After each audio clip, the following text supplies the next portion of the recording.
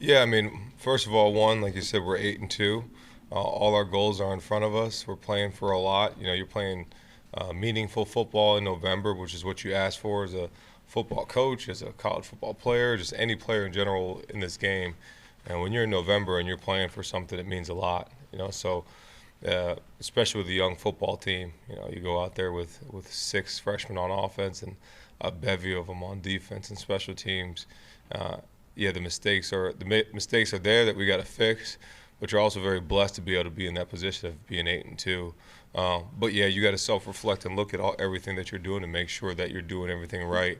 Offensively, you talk about where we are, and obviously the turnovers you got to clean up. The kids have already been in many times throughout yesterday, today, to watch the film, evaluate the film. The coaches have attacked that. They'll do it again later on here today. So everybody's very aware of what we need to fix and what we need to do. But there's a lot of positives in the game. Bryce, people will talk about the turnovers, but I hope people talk about that third down throw to Andrew Marsh. Not just the first one that led to a touchdown, but that second one that led to the game-winning field goal, or the third down run that he had on 3rd and 5 to escape to make sure we get a field goal. So there were some heroic plays that young man made in the game that people need to highlight. He had the mistakes that we all have to help him out as a team, but he had some plays that were outstanding, along with Andrew and some of the other guys. And I thought defensively we played really well. You put him in those positions, and they held him to 2 field goals early in the game, and that's the game. So I'm very proud of the resiliency of this team because, 5 turnovers. Last year SMU had 6 and 1, and that was it. So you don't ever want to be in that position again, and we'll do everything we can to make sure we're not in that position. Stay on the left with Chris. Was it the game plan going in to put more on Bryce's plate and to trust him a little bit more, or was it just kind of how the game went? He just saw it really well. There's things that, as you went through the bye week, you just saw him progress and progress and progress, and just felt like, man, he'd be in a great position, and he was. And he made a lot of great throws, made a lot of great plays, and we did a little bit more with him, but we did some things that we've already done. We just formatted a little different, and the way that they played allowed for some different looks and some different things to happen. So that was a big piece of it too. And then is Zach Marshall okay? Can you talk about what he's meant by the offense this Yeah, yeah, he's doing good. I actually saw him here this morning. He was here bright and early. I got here, and he was just pulling up, so that was good to see, getting treatment. But he's in good shape. It looks like he'll be fine for the week. And he's meant a lot, man, because he's one of those guys that he just does everything right. The big pass the week before against Purdue, the trick play, he'd never ran that in practice. It was the first time him running it.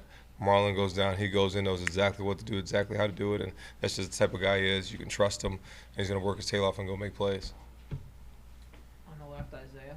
Bryce seemed like he was a lot more comfortable in the pass protection and even looked like maybe he had a little bit more responsibility. How did you kind of work with him in terms of that in the bye week, and where is he kind of as far as that? Yeah, he's great. He just continues to again, playing football, getting used to it, playing speed in the Big Ten. He's done a really good job of adjusting, and he just watches film tirelessly to get better at it. And practice is helping. Put him in those positions in practice to help him. Going against our defense more and more in practice helps. So he's just done a really good job. And the O line has helped. Obviously there's some protection things that we gotta fix, but that's also on. They blitzed a little bit more than we thought, based on wanting to stop our run game. And we had to adjust in the game, and that's what good coaches do, to adjust, and that's why the protection as the game went on got better. Stay on the left there, John.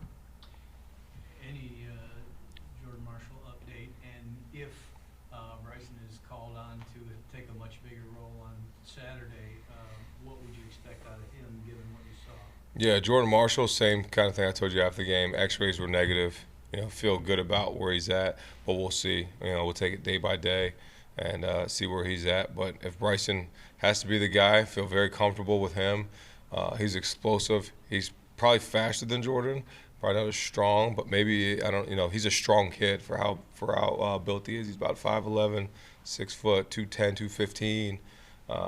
He's got bursts, probably right below Justice in the speed, but maybe right at that and can get there. But a physical runner, he's gotten more physical. Great kid that has just worked his tail off to get where he needs to be, and excited to see what he does. Is that a shoulder for Jordan? Yeah. Over on the right here, Aaron. And Bryce's interceptions Was he just locked in on his target, or what did you see on those? The first one, he just moved off the first target too quick, and the second one he was heat checking.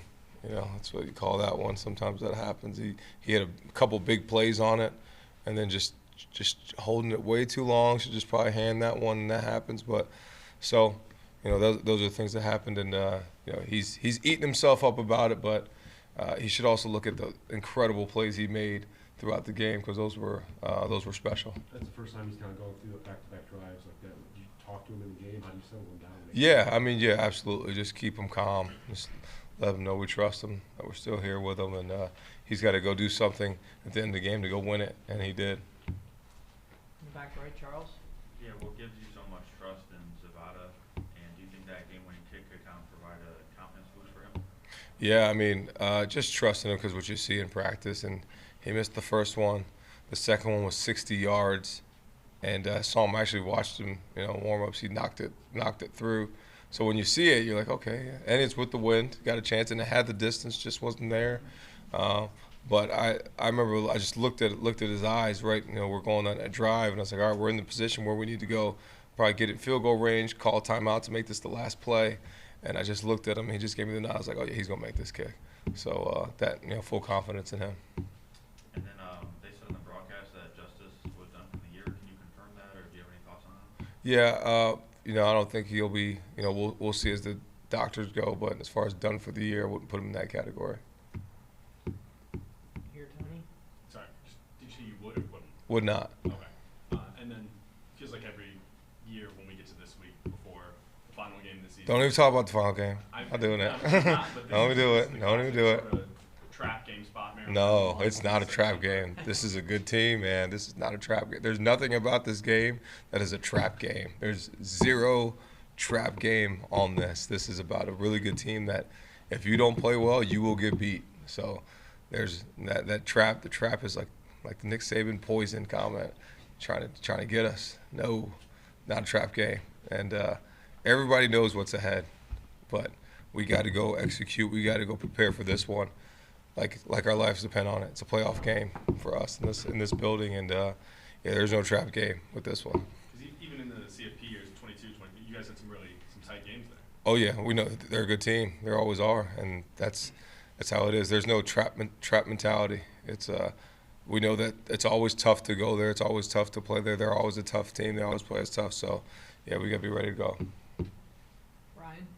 How and when did you guys identify Andrew Marsh on the recruiting trail? And what was it about him that caught your eye? Everything you see, just ball skills, ability to separate, how smooth he was, and just the ability to go make plays. I remember going to watch him in a high school game, and like the first play he catches a post, the next play he's getting handed a reverse, the next play he's catching a slant, taking it.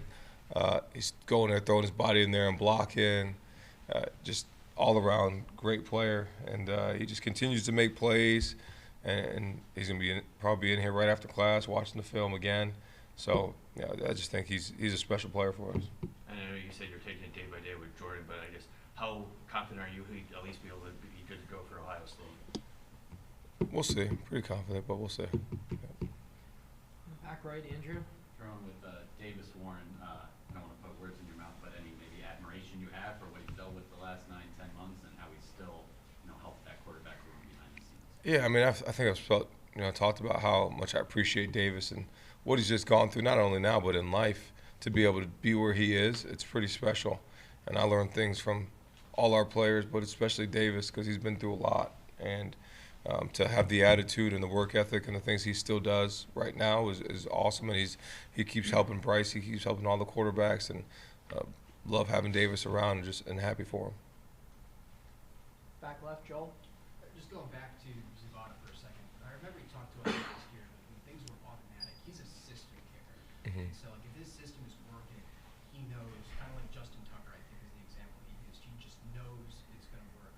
What's the relationship like with a position like that between mechanics and confidence? Like to have a moment like that where he's carried off the field, is it kind of like baseball? Like sometimes you just need a hit and everything works out right for you? Yeah, like I said before, I've never kicked before. The closest, like I mentioned in the press conference after the game, was someone mentioned Madden and the little beam. That's as close as I've gotten to kicking a field goal. but I can imagine the exuberance and the happiness that he had after that kick was amazing.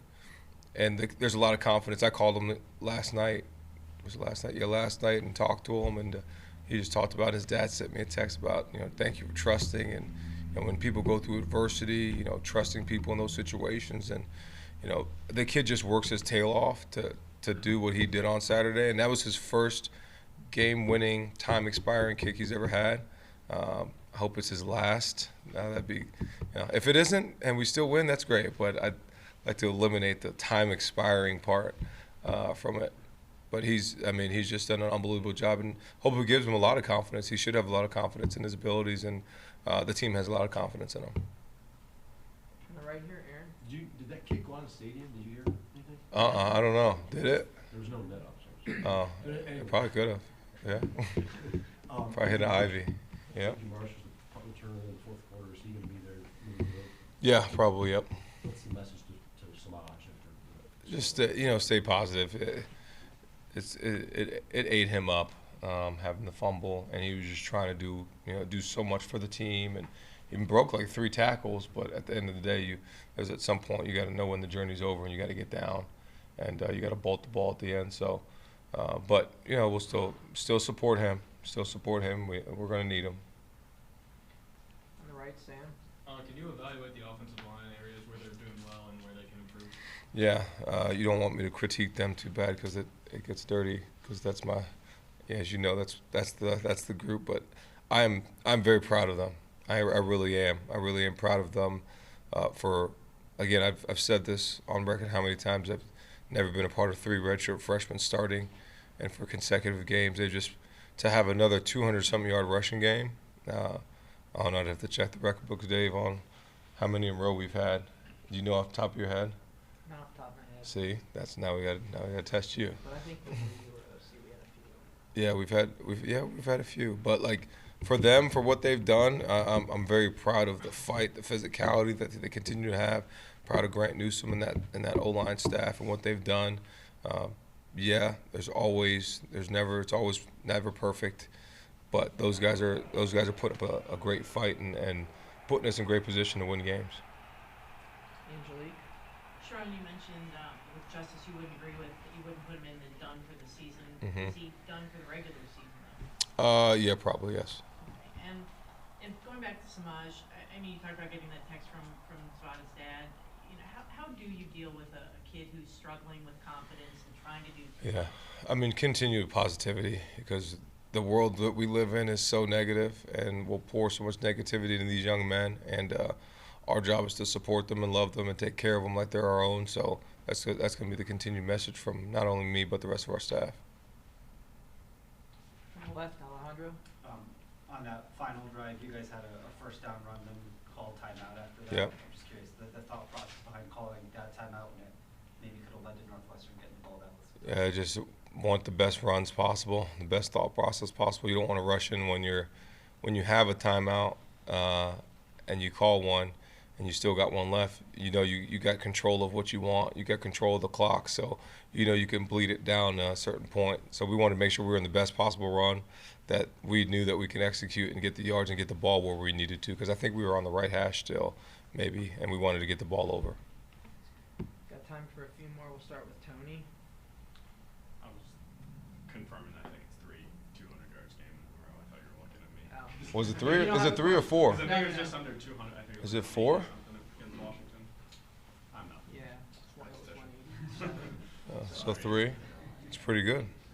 Okay, so Tony doesn't have a question. We're gonna go to Brandon. With Marsh getting the 12 catches and it didn't look forced at all, is there Yeah. any sense of urgency now to really crank up his targets at this point for the last couple, or is it still just whatever comes? I think just allow the quarterback to read through his progressions. We'll put him in different positions so that people can identify exactly where he's at, but just try to space the ball out and get it to the open dude, and he just found him a lot, ironically. So, but he knows how to get open. So. We may finish up here with Chris and Ryan. The tight ends, is it just that the opportunities aren't presenting themselves, or the first reads are there, or what is it? Yeah, I think it's more that they're getting targeted a lot too, but I mean just kind of how the game went and as it molded, it became more of the game it became, and allowed Andrew to have more targets and Donovan to have more targets than the tight ends. So they'll be targeted throughout the games as we go through here in these last two. And then on the reverse fumble, was that a missed assignment? Was that just a good defense against the call? Both. It was a good defense. We could help them too with the call and make sure if we see anything pre-snap, they did a good job hiding the pressure and allowing that guy to get upfield. So it's two-part. We got to help them too. Ryan? A little bit of a curiosity question. You mentioned hearing from Zavada's dad after the game. I guess how often do you hear from players' parents, and how do you handle that, whether positive or negative? Nobody knows their kid more than the players' parents. You know, they've bred them and brought them up for 18 years, so 17, 18. So you hear from them more positive than anything, which is awesome.